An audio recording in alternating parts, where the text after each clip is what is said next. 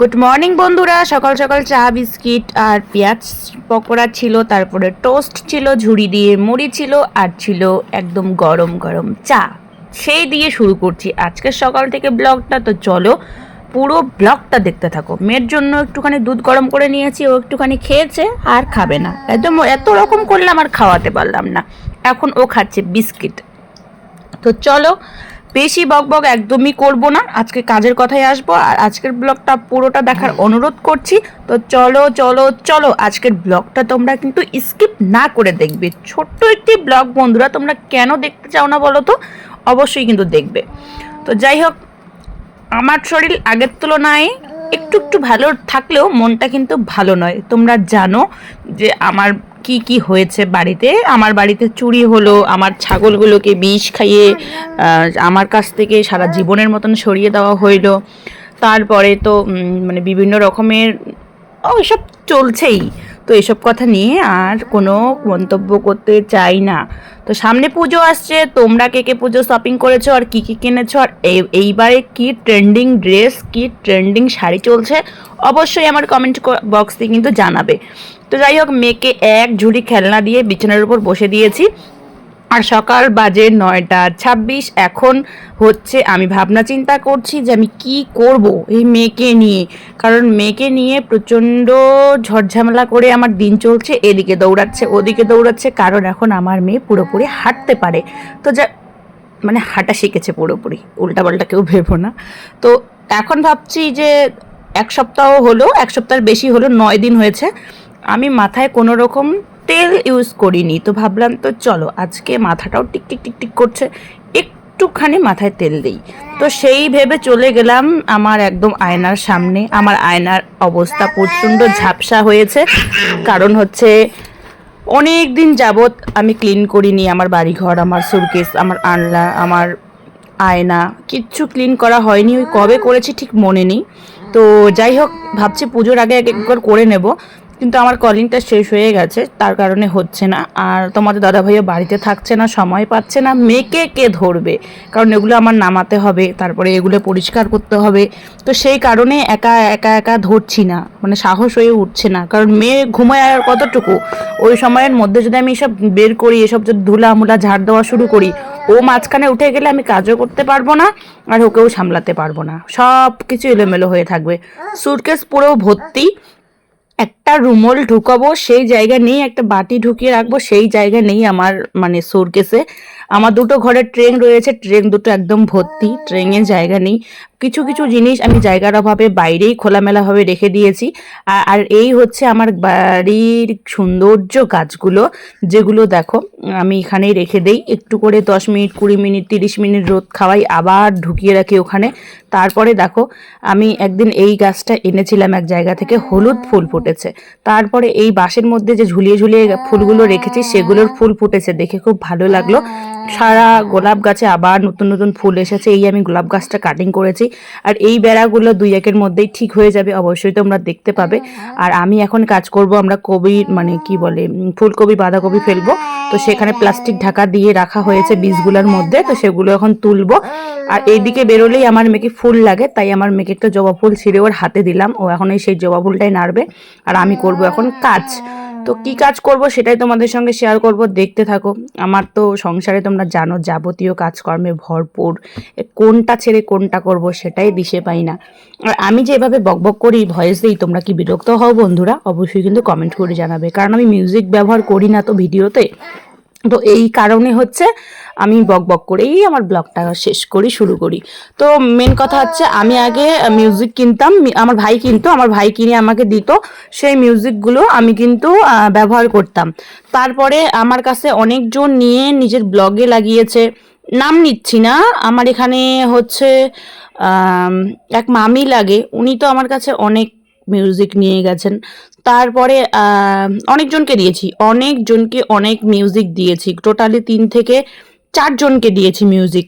আর সেই মিউজিকগুলো দেওয়ার পরে আমার কাছে এখন ওই মিউজিকগুলো ব্যবহার করলে কপিরাইট আসে, এর জন্য আমি মিউজিক ব্যবহার করাই বন্ধ করে দিয়েছি। আমি কোনো মিউজিক এখন ভিডিওতে দেই না। তো তো যাই হোক, এখানে হচ্ছে আমি চলে এলাম গোয়ালঘর পরিষ্কার করব বলে। দেখলাম আমার মুরগি এখানে একটা ডিম পেড়ে রেখেছে কালকে, হয়তো আমি সেরকমভাবে খেয়াল করিনি। আর এই নিচে দেখো, ও যেখানে পায়ে সেখানে ডিম মানে পেড়ে রেখে দেয়। আবার দেখলাম চাপাতা বাড়িতে 2-3টা 4-5টা ডিম মানে ইয়ে করেছে। হয়তো মুরগি কখন পেড়েছে আমি জানি না, কিন্তু হচ্ছে কিসে যেন খেয়ে নিয়েছে ডিমগুলোকে, শুধু খোসাগুলো পড়ে আছে। তো ও যেখানে পায় সেখানে ডিম পাড়ে, মাঝে মধ্যে তো উঠানের মধ্যেও ডিম পেড়ে রেখে দেয়। এই হচ্ছে আমার সোনার ডিম পাড়া মুরগি। তো এই হচ্ছে আমার ঘরের বাড়ির অবস্থা। কবে পরিষ্কার করব কি করব কিছুই পাই না। আর আমি আমার মেয়েকে নিয়ে নিয়ে ভিডিও করছি, সে এক মানে কাণ্ড, কারণ এক হাত দিয়ে ফোন ধরতে হয়। আর এদিকে তার থেকে এক কথা হচ্ছে, আমি ভয়েস দিচ্ছি, আমার মেয়ে আমার চুল টেনে টেনে আমার 12টা বাজিয়ে দিচ্ছে।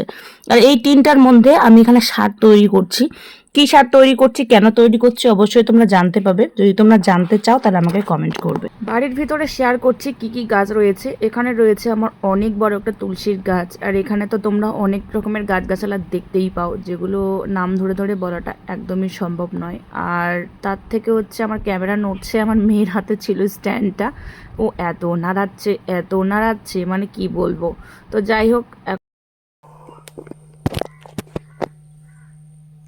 তো তোমরা তো দেখলে আমি সকালে কখন ব্লগটা স্টার্ট করেছি। ভেবেছিলাম মেয়ে ঘুমোবে তারপর বাকি কাজ করব। আমার মেয়ে ব্লগ শুরু করা মানে ভিডিও করাটা একদম পছন্দ করছে না আমার মেয়ে, ওর বাপের মতো। কি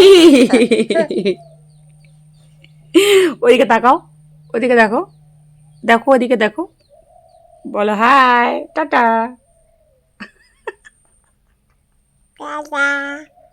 এটা আপ্পা করে দাও। আমি আমি করব।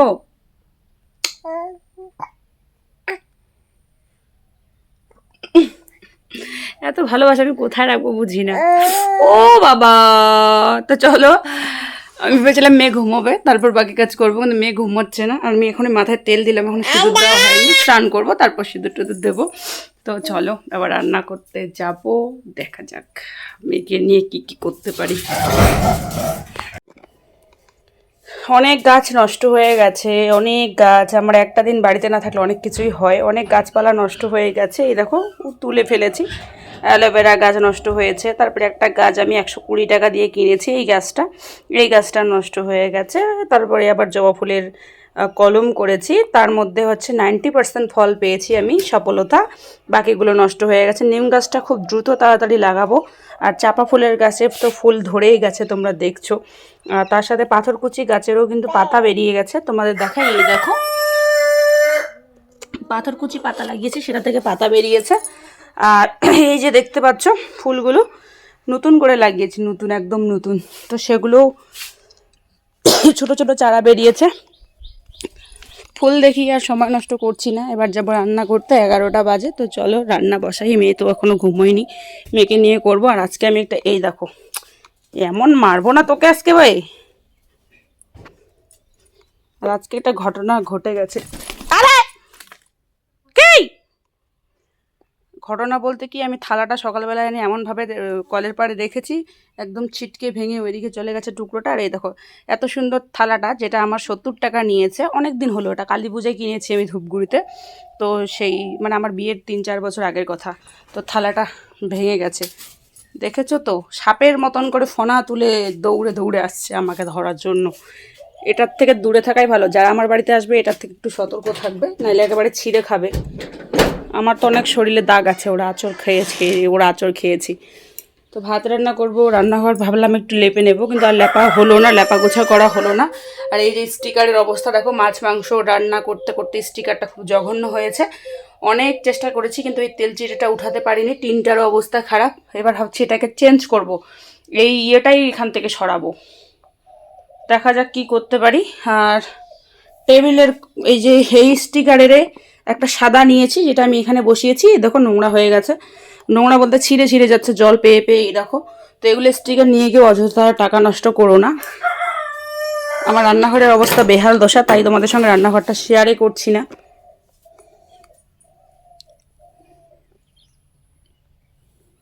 এবার চলো কোনো রকমভাবে রান্নাটা বসাই, তারপর দেখা যাবে কি করা যায়। মানুষকে কোনো কিছু বলে আঘাত করা কাউকে হার্ট করা মানে খুব সহজ ব্যাপার। এই যে যেমন ধরো আমার পিঠে তোমরা এখন দেখতে পাচ্ছ আমার কিন্তু ছুলি ধরেছে। প্রত্যেকবার গরম সিজনে এই ছুলিগুলো বেশি হয় আর ঠান্ডা সিজনে আপনা আপনি সেরে যায়। সত্যি কথা বলতে কি জানো, আমি প্রচুর ওষুধ খেয়েছি, স্কিন ডাক্তার দেখিয়েছি, আমি কেটু সাবান ব্যবহার করি, কেটু মলম ব্যবহার করি, মানে আমি 12 মাস এগুলোই, কেটু সাবান তো আমার 12 মাস চলে। মেন কথা হচ্ছে কমেই আবার বাড়ে, কমেই আবার বাড়ে, মানে পুরোপুরি কিন্তু সারে না। আমার এগুলো ছিল না, এগুলো যতটা জানি আমি ছোঁয়াছুঁই রোগ। একজনের ড্রেস পরাতে আমার এই ঘটনাটা ঘটেছে, এটা অনেক বছর আগে, সেটা আমি আর প্রকাশ করতে চাই না। তো এটা নিয়ে একজন এমনভাবে আমাকে মন্তব্য করেছে, সরাসরি এমনভাবে কথাগুলো বলেছে যেটা মানে কি বলে, হ্যাঁ আমি জানি এটা একটা স্কিন প্রবলেম, চর্মরোগ, কিন্তু এমনভাবে বলাটা ঠিক হয়নি। এটা আমার জন্মগত কোনো রোগ নয়।